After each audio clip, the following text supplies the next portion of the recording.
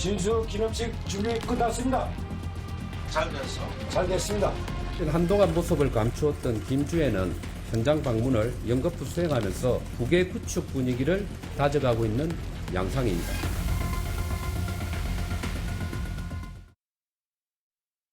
네, 두 분과 살펴보도록 하겠습니다. 강동원 동아대 정치외교학과 교수, 한진명 전 베트남 북한 대사관 3등 서기관 나오셨습니다. 어서 오십시오. 예. 김주애가 김정은의 후계자냐, 저희는 여러 차례 전해드렸는데 특이한 게요. 주말 사이에 일본 언론에서 이 부분을 아사히 신문입니다. 아사히 신문에서 집중적으로 다뤘습니다. 지도자와 후계자라는 위치 정착이 목적이다. 그러니까 김주애를 계속적으로 매스컴에 노출시키는 게요. 일본에서도 이제 좀 주목을 하기 시작한 것 같습니다. 네, 사실 김주애가 4대 세습의 후계자냐 아니냐의 문제는 국내뿐만 아니고 전 세계 어디에도 다 관심을 두고 있는 문제입니다. 하지만 우리가 이 김주애가 4대 세습의 후계자인가 아닌가의 문제를 조금 더 세밀하게 볼 필요가 있는데요. 일본 언론에서 사실 이 북한 문제를 다룰 때 어떤 북한 내부의 문건을 확인했거나 소스의 어떤 정보를 찾았거나 그런 게 아니고 이번 아사히 신문의 기사는 일면 분석 기사란 말이죠. 보여지는 거에 대해서요? 그렇죠. 지금의 현상에 대해서 일본의 이 아사히 신문이 이제 분석한 기사라는 점에서 우리가 너무 이 부분을 좀 더 과대평가하는 것이 아닌가라는 생각이 들고 어쨌든 4대 세습을 하겠다고 하는 김정은의 의지는 명확한 것 같습니다. 하지만 그 4대 세습의 주인공이 김주애인가 아닌가의 문제는 조금 더 논의가 필요하다라는 점에서 이번에 일본의 이 분석 기사 단순히 어떤 북한 내부의 소스로 보도한 것이 아니라는 점을 조금 더 명확하게 볼 필요가 있고 그런 점에서 우리가 북한의 정보가 좀 이렇게 제약돼 있다 보니까요. 너무 많은 이 오보라든지 이런 내용들이 좀 쏟아지고 있는데 조금 더 면밀하게 볼 필요는 있을 것 같습니다. 김주애 관련해서 우리 국내 북한 전문가분들은 되게 강 교수님 같은 스탠스 좀 더 명확하게 근거가 나와야 된다는 말씀이시죠? 네, 사실 지금 북한 학계에서도 이 찬반 양론이 뚜렷합니다.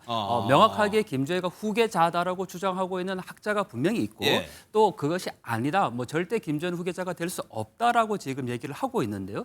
그만큼 이 학술적 논의 차원에서도 지금 찬반 논쟁이 있기 때문에 이 문제는 조금 더 우리가 심사숙고해야 될 부분이고 저는 한 가지만 좀 강조를 하면 4대 세습의 후계자가 누가 되든지 간에 4대 세습은 절대 되어서는 안 된다라는 것이 사실 더 중요할 것 같습니다. 그런 부분들에서 우리가 어떻게 연구를 하고 또 지켜봐야 될지를 좀 봐야 되지 않을까 생각이 됩니다. 그래서 김주애 관련한 내용을 저희가 쭉 한번 정리를 해볼 텐데 먼저 특이한 점은 외교 무대, 러시아와 관련해서 외교 무대에 김주애가 등장한 거는 강 교수님은 어떻게 네, 맞습니다. 지금 지적해 주신 것처럼 지난 5월 9일이죠. 이 북한의 주 러시아 대사관 행사 때 김주애가 공식적으로 이 외교 무대에 등장을 합니다. 그래서 많은 국내외 언론에서 이제 외교 무대까지 등장한 것 아니냐 이런 지적이 있었는데요. 저는 사실 그 행사를 주목할 필요가 있다고 봅니다. 왜냐하면 김주애가 참석한 행사는 러시아 전승 80주년 행사였고 이 러시아 대사관에 공식적으로 이제 참석을 했단 말이죠. 그런 점에서 보면 지금 김정은이 가장 관심을 두고 있는 어떻게 보면 김정은의 목줄을 쥐고 있는 건 러시아지 않습니까? 그래서 그 러시아 대사관 방문의 첫 공식 행사에 그냥 참여를 한 거에 의미를 둬야 되는 거지 그 초점이 김주애의 어떤 후계설에 초점을 둬서는 안 된다라는 거죠. 그런 점에서 보면 북한의 김정은은 이 김주애의 딸을 대동시킴으로써 러시아에 보여줄 수 있는 모든 의전의 어떤 최고의 의전을 그냥 보여줬다. 이렇게 평가할 수 있을 것 같습니다. 그럼 만약에 강 교수님 지금 김정은 위원장이 해외를 간다는 계획이나 임박한 것 같지는 않지만 만약에 러시아 같은 데 갔을 때 여기에도 김주애를 데리고 간다면 그때는 어느 정도 좀 감안해 볼 여지가 있는 거예요? 정확한 지적이신데요. 만약에 김정은이 해외에 나간다. 그러면 이 김주애를 대동할 것인가의 문제가 굉장히 초미의 관심사지 않습니까? 중요한 것은 여러 해외 국가 중에 어디가 아니라 바로 러시아에 간다면 김주애를 대동할 가능성도 있겠죠. 다른 국가는 아니지만. 하지만 그것이 언제인가가 굉장히 중요할 것 같고 만약 지금 이 우크라이나 전쟁 상황이 계속되고 있고 북한이 러시아로부터 정치, 경제, 심지어는 문화, 관광 모든 분야의 지원을 다 받고 있는 상황이라면 김주애를 대동할 가능성도 있지 않을까라고 전망할 수 있겠죠. 하지만 4대 세습의 어떤 후계자이기 때문에 김주애를 대동한다. 이렇게 보기에는 좀 무리가 있을 것 같습니다. 또 하나요. 한진명 서기관님. 그 대민 행사, 그러니까 북한 주민들을 격려하는 행사에도 김주애가 등장을 했단 말이에요. 예. 이거는 어떤 의미가 있다고 보세요? 상당히 이례적인 상황인데요. 북한이 우도하는 바가 분명히 있다고 생각을 합니다. 그래서 예. 6대 김씨 가문의 애민사상을 강조하려는 의도로 보이고요. 또 다음으로는 역대적으로 북한 주민들과 김씨 가문 간의 그 친화력을 그 어릴 때부터 가져가려는 그런 속심이 있는 것 같아 보입니다. 친화력이요? 그러니까 네. 갑자기 북한 주민들에게 김정은과 같이 나타나기보다는 어릴 때부터 하나하나 그러니까 자연스럽게 북한 주민에게 접근하는 방식이 아닐까 하고 생각이 듭니다. 그러니까 주민 눈에 익히는 과정이라는 예, 그렇죠. 말씀이시죠? 예. 그리고 또 하나 호칭에 대해서 여쭤볼 텐데 김주애에 대해서 샛별? 예, 이게 샛별 여장군이라는 표현을 썼어요. 샛별이라는 의미가 굉장히 그 독특하고 여기에 지목이 되면서 후계자라는 그런 강한 인식이 무게가 더 가는 것 같습니다. 예. 북한에서 기존에 김일성이를 샛별이라고 불렀거든요. 그런데 이게 김주애에게 이런 호칭을 달아준다. 여기를 바라보면서 저도 기존에는 김주애가 후계자가 될 수 없다 이런 쪽에 무게를 뒀는데 예. 또 그 질문과 그 답변에도 다시 한번 의문을 가지게 됩니다. 뭐 떨어보죠? 그러니까 진짜 후계자가 아닐까 하나 가사를 이야기 아니라고 생각을 하셨는데 이 용어 때문에 약간 헷갈리셨다는 약간 좀 말씀이세요? 헷갈리는 상황이 들거든요. 샛별하면 올인 지도자를 의미하거든요. 최고 지도자? 그러니까 최고 지도자인데 올인 지도자. 어린 그러니까 지도자? 후계자 어린 수업을 받고 있는 지도자. 예, 이런 예, 의미가 예. 큰 겁니다. 그러다 보니까 저도 혹시 김주애가 후계자로 나설 수 있는 가능성이 있지 않는가 이쪽도 생각하게 됩니다. 이 호칭 때문에 그만큼 그렇죠. 호칭이 북한에서는 의미가 있다는 그렇죠. 거죠. 이게 영화로도 나왔고 굳이 한 가사를 이야기한다면 김일성에 대해서 조선의 밤하늘에 샛별이 솟아 이런 가사가 있거든요. 그만큼 그 의의가 큰 겁니다. 샛별의 의의가. 저는 거기서 오히려 장군이라는 표현이 더 눈길이 가던데 장군이라는 표현도 북한에서는 네. 최고 지도자들만 쓰는 호칭 아닌가요? 정확한 지적이신데요. 사실 여기에 지금 보면 정확한 단어는 샛별 여장군입니다. 말씀하신 것처럼 장군이거나 샛별이라면 어떤 수령의 의미를 부여할 수 있겠지만 저희가 이 표현에서 좀 놓치고 있는 부분이 뭐냐면 북한에서 백두의 3대 장군이 있습니다. 예. 그게 김일성, 김정일, 김정숙이거든요. 김정숙. 김일성의 부인인 김정숙에게도 이 장군이라는 표현, 샛별이라는 표현을 썼단 말이죠. 하지만 김정숙이 여성이기 때문에 뭐 우리가 김정숙을 이게 후계자다 이렇게 얘기하지는 않지 않습니까? 그런 점에서 보면 예외가 있군요. 네, 그래서 이 장군도 아니고 여장군이라는 표현을 썼기 때문에 오히려 앞서 우리 한진명 서기관님 말씀하신 것처럼 4대 세습의 후계자는 김주애가 아니라 다른 아들일 가능성이 만약에 있습니다. 그러면 그 아들이 등장할 때 어떤 뭐 친근감이라든지 또는 북한 주민들에게 받는 거부감을 사전에 해소시키기 위한 예. 하나의 이미지 정치로서 김주애를 활용하고 있는 걸로 본다면 이 장군이 아닌 여장군이라고 의미를 붙였다라는 거에 대해서는 오히려 그 의미를 달리 해석할 필요가 있다라는 거죠. 그래서 꼭 장군이 뭐 김일성, 김정일, 김정은에게만 붙인 호칭이 아니고 김정숙에게도 여성에게도 붙인 호칭이 있고 또 북한의 지금 교육 과정에서도 이 혁명 역사를 배웁니다. 예. 그런데 김일성의 혁명 역사, 김정일 혁명 역사, 김정숙의 혁명 역사를 배우거든요. 네, 그런 점에서 이 꼭 여장군이라는 표현을 우리가 장군, 뭐 수령 이렇게 보기에는 좀 무리가 있을 것 같습니다. 예.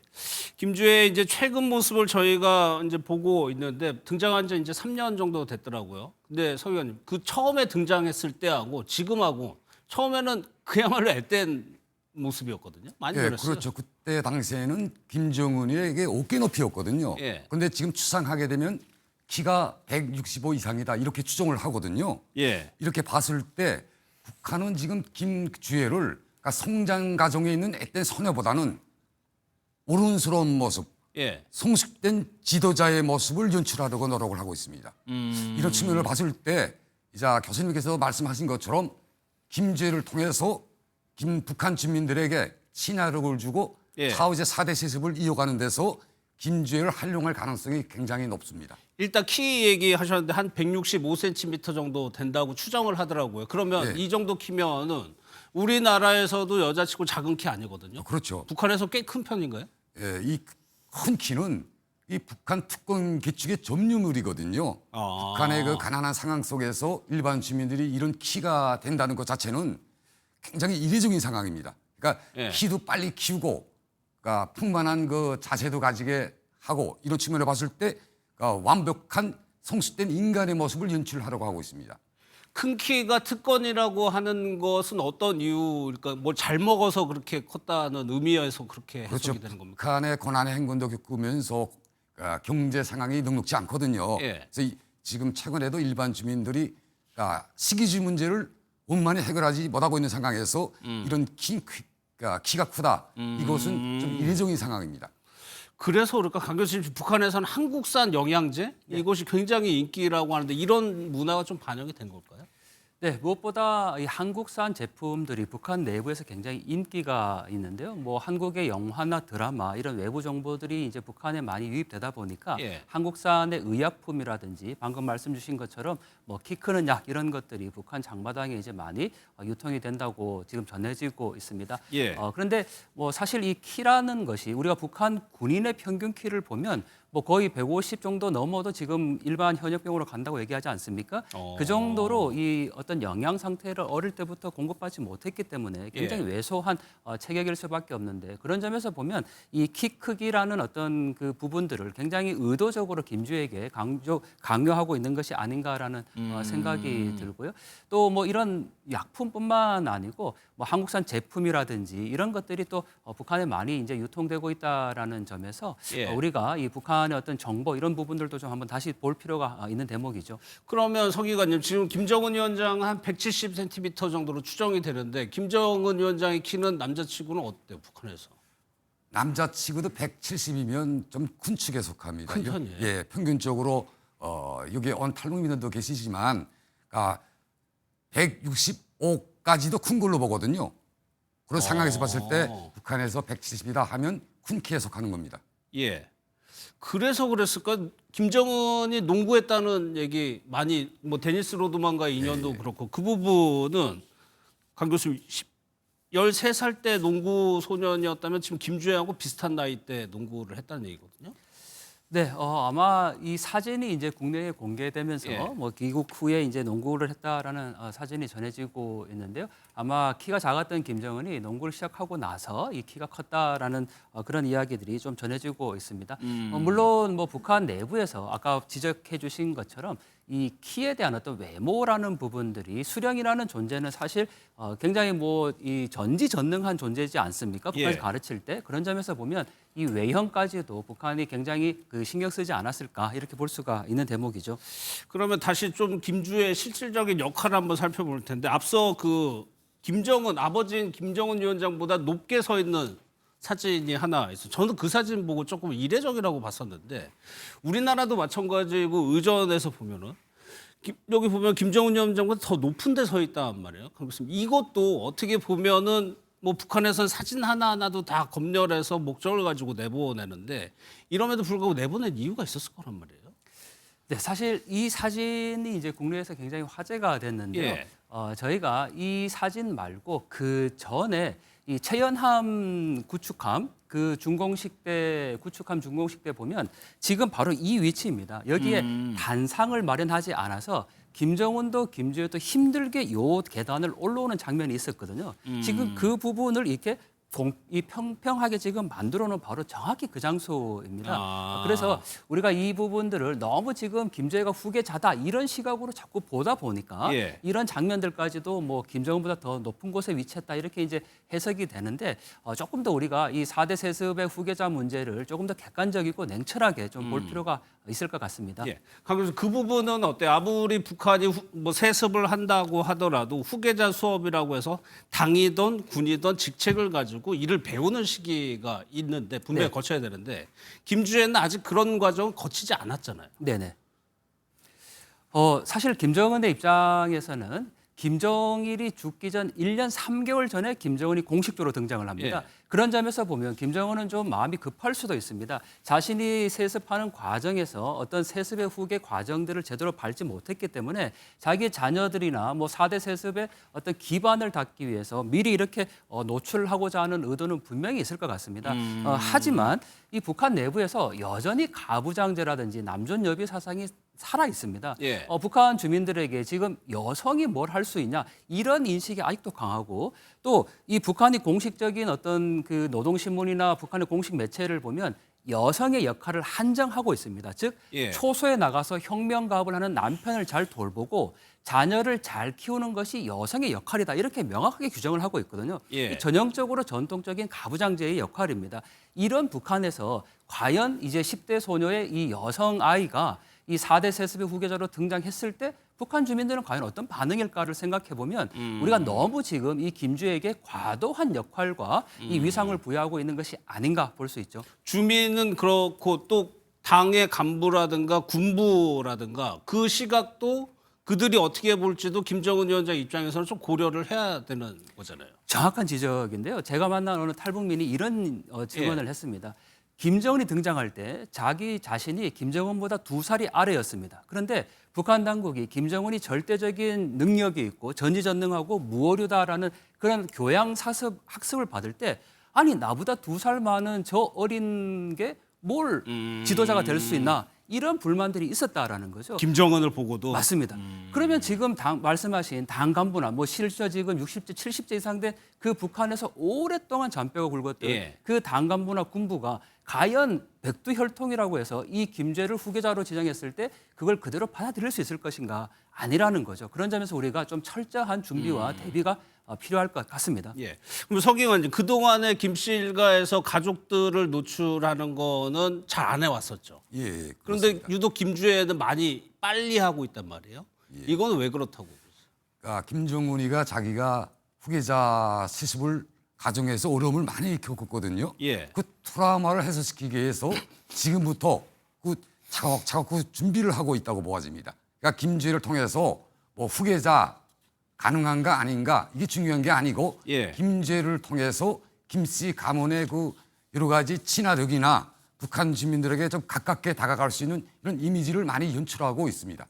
본인이 워낙 좀 급하게 됐기 때문에. 예, 그런 트라우마에서 오는 것이라고 보고 있습니다. 그런데 또 일각에서는 그럼 김주의 후계자가 김주의 하나일까에 대한 의문도 제기를 하거든요. 그 부분은 어떻게 생각하세요? 그 부분에 대해서는 북한이 이례적으로 지금 김주애를 노출시키다 나니까 다른 측면에서 보이지 않는 측면도 충분히 있을 것입니다. 예. 그래서 어떤 소리에 의하면 김정은에게 아들도 있다 이런 소리 있거든요. 그러니까 아들이 오리거나 혹은 물밑 작업에서 천천히 후계자 세습 과정이나 교육 과정을 고칠 수도 있다 이런 판단도 가지고 있습니다. 예. 강 교수님께 마지막 질문 드릴게요. 지금 우리나라 이재명 대통령 이제 집권 이후에 김여정 부부장이 이제 입장을 조금씩 내고 있습니다. 강경해 보이지만 그렇다고 대화의 문은 완전히 닫은 것 같지는 않은데 어떻게 해석하세요? 가장 주목되는 단어는 성의 있는 노력과 조한 관계라는 표현입니다. 예. 이 조선민주인민공화국과 대한민국이라는 그 첫 글자를 따서 조한 관계라고 표현했는데 이건 이미 김정은이 얘기했던 적대적 두 국가론에 일맥상통하는 거거든요. 그러니까 어떠한 경우에라도 이제 대한민국과 접촉하지 않겠다는 것을 명확히 보여줬지만 하나의 여지를 남긴 것은 방금 지적하신 것처럼 성의 있는 노력이라는 거는 대북 학성기 방송, 대북 전단 중지 그리고 금강산 관광이나 뭐 개별 관광을 허용한다. 이걸 이제 성의 있는 노력이라고 봤단 말이죠. 예. 하지만 부족한 것이 뭐였냐면 바로 김여정의 입장에서는 통일부를 정상화시킨 것. 그리고 한미 군사훈련을 여전히 지속하는 것에 대해서는 굉장한 불만을 표출한 겁니다. 결국 이 담화의 맥락을 따져보면 통일부 해체하고 예를 들면 한미 군사훈련을 조정하거나 뭐 한미동맹 와해하면 그때는 뭐 만나줄 용의가 있다 정도로 정리할 수 있을 것 같거든요.